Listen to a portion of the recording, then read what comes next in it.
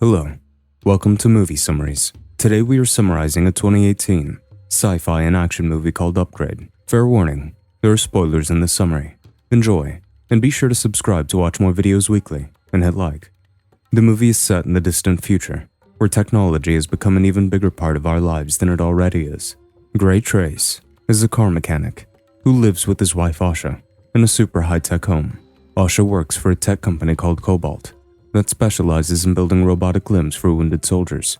The couple's home assistant, Kara, automatically controls the indoor temperature and even tells them if they have run out of eggs. Gray is in high spirits after dropping the block on a client's Firebird, and he can't keep his hands off Asha. He asks Asha to accompany him to his client's home to drop the car. They take the Firebird, while Asha's self-driving Tesla follows. They drive out of the city to a coastline. They stop in front of two large adjoining rocks. Asha is puzzled as to where they are, but Gray asks her to follow her into the rocks, under which his client's large underground house is.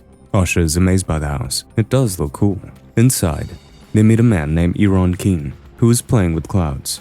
Asha recognizes Iran as the guy who owns a tech giant called Vessel Computers. Asha expresses her love for his company.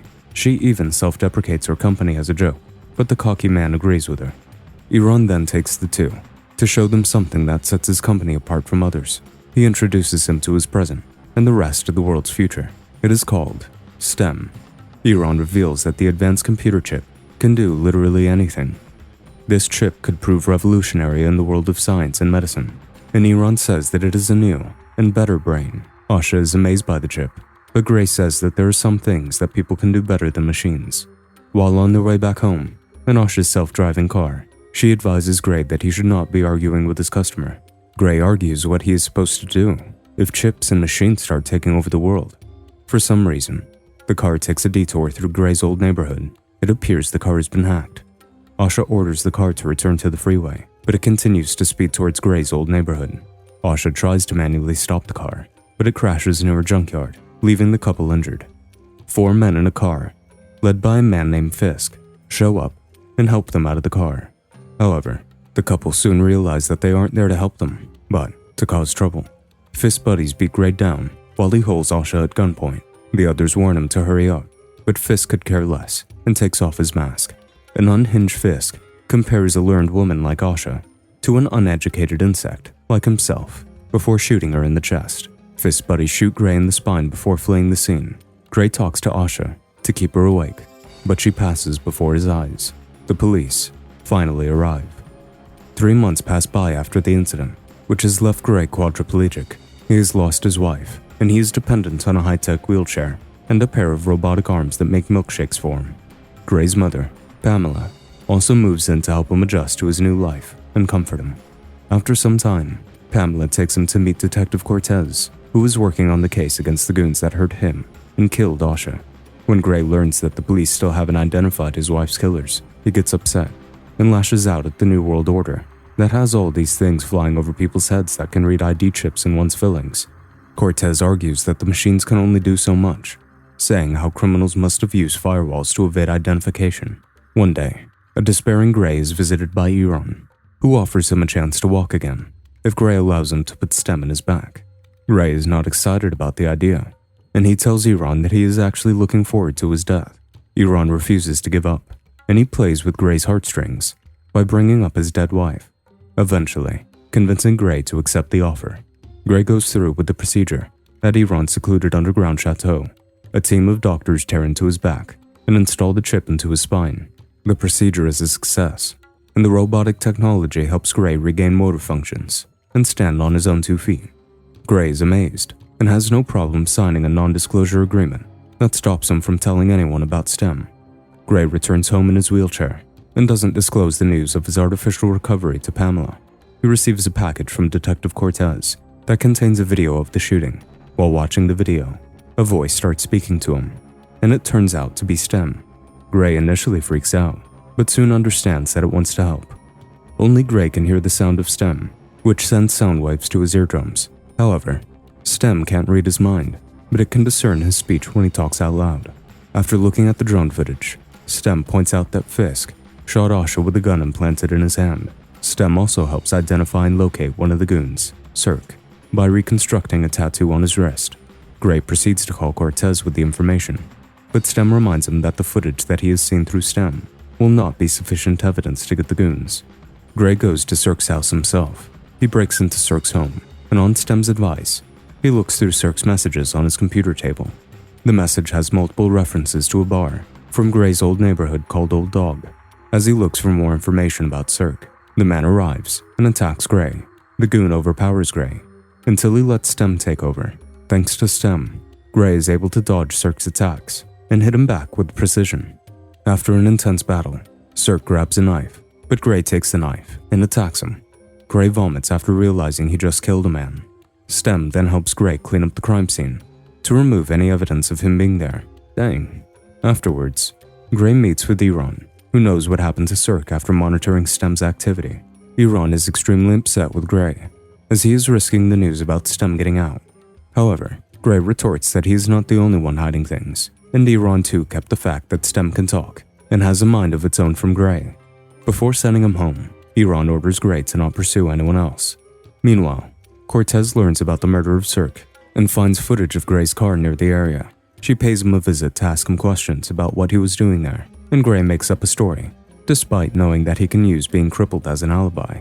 Close one. After the detective leaves, Greg pays a visit to the Old Dog in his wheelchair, with Stem on his side. Gray draws the whole bar's attention towards himself, and asks if anybody there is associated with his wife's murder. The patrons laugh, but a man named Tolan steps up and admits that he was there when Asha got murdered. Tolan mocks him, and then takes Gray to a back room, where he and a couple of other goons try to harm Gray, until Stem takes over and allows Gray to beat them. Gray pins Tolan down, and begins to torture him until he gives up Fist's name. As Gray tries to wrap his brain around the information, Stem warns him that Iran is attempting to manually shut him down, which would render Gray mobility again. Stem gives Gray an address to find the hacker named Jamie, who can reboot him. Gray leaves his wheelchair behind to look for Jamie. Gray finds the hacker's apartment. As he starts to lose motor functions, he is forced to take the stairs, while writing a code on his arm being dictated by Stem. Meanwhile, at the bar, Fish shows up and finds Tolan's body. He uses footage from a camera in Tolan's eye to see Gray repeating the address Stem gave him. Fisk then gets on the bartender's case for letting Tolan die, but the bartender pulls out a gun. Fisk then sneezes, sending out little microchips that go inside the bartender's nose and slowly destroy him internally. Gray crawls to Jamie's apartment, and she opens the door. He hands her some cash and asks her to hack the computer on his back. She drags him inside and uses the code written on Gray's arm to reboot him. However, before Stem could finish rebooting, Jamie sees Fisk arriving with his buddies in the security cams. To avoid getting in trouble, Jamie leaves with her friends, leaving Gray there on the ground.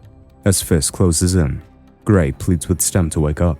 Fortunately, Stem wakes up just in time and helps Gray escape.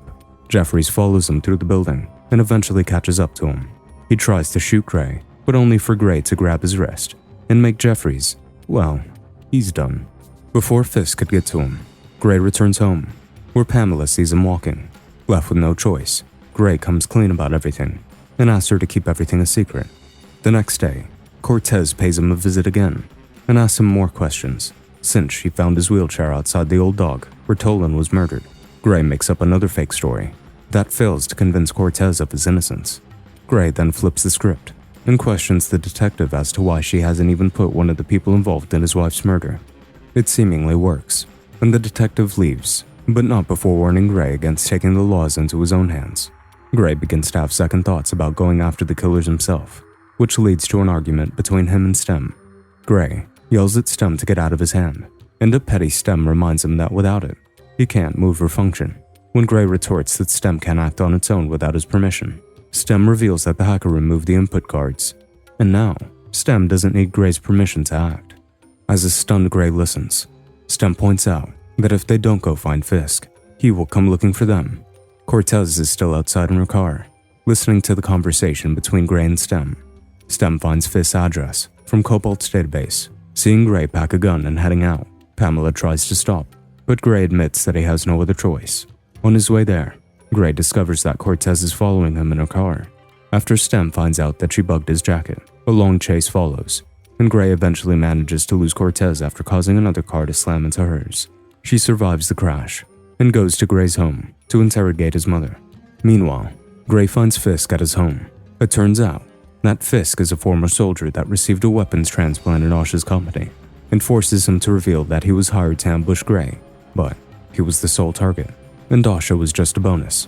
This enrages Gray, and the two engage in a battle. Fisk overpowers Gray and proceeds to finish him off, but Gray distracts him by taunting him about the death of Cirque, who was his brother. When Fisk is unguarded, Gray kills him by causing him to fall and have glass run through his head. He takes Fisk's phone and hears a message from the one who ordered him to go after Gray, Iran. Kind of felt that coming.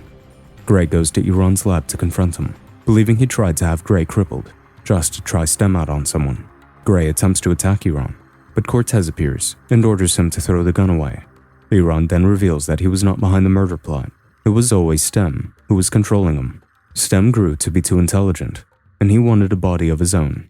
So, he manipulated Iran into organizing everything to get Gray's body, even hacking Gray's car to cause the accident. Gray stabs his own hand to prevent himself from hurting anyone, but Stem takes full control of his body and mind to stab Iran in the head. He then takes a gun and aims it at Cortez while she is incapacitated. Gray then yells that he is in control, and he shoots himself in the neck to destroy Stem. Gray wakes up in a hospital bed. It appears as though he woke up from a coma as a result of the car accident. To his surprise, he finds Asha there, happy that he's awake. However, this is not real. Gray's body is still at the scene where he came to confront Iran. It turns out, Gray's mind has broken down, allowing Stem to completely take control of his body and mind, leaving Gray stuck in a fantasy land where he can be with Asha again. Stem reveals his control over Gray's body to Cortez before ending her life and leaving to conquer humans. What an ending, right? Hope you enjoyed our summary. Make sure to like, subscribe, comment, and turn on notifications so you can watch more videos weekly.